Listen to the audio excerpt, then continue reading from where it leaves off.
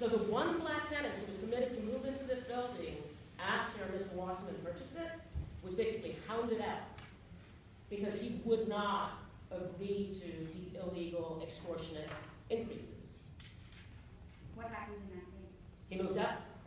Even so the court found that he had to move up? They settled it.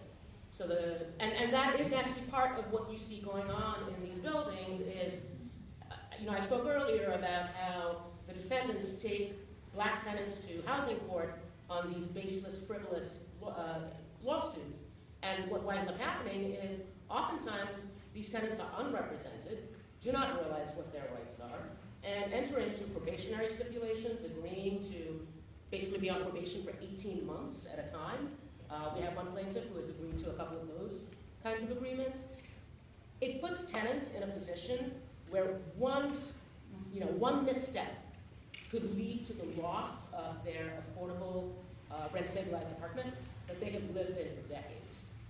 Now, you said the white tenants that are already there are treated differently than the black tenants. Can you give us some specific examples? Does it have to do with repairs being made or what?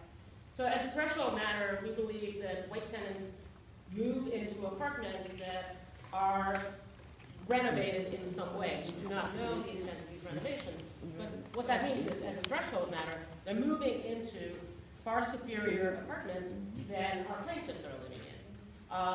And as a result, they do not require the level of upkeep and maintenance that this defendant is denying to our clients, to our plaintiffs.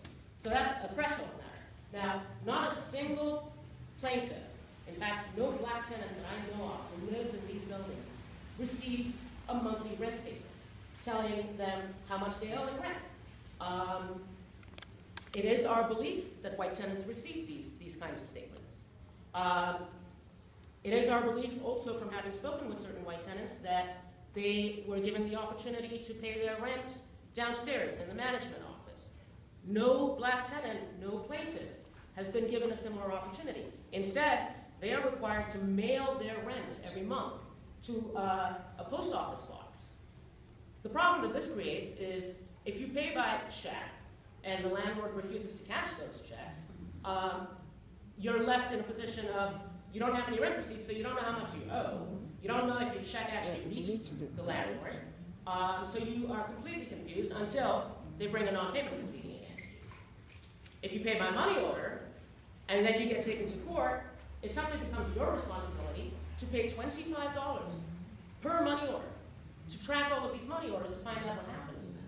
In the meanwhile, you're moving ever closer to eviction.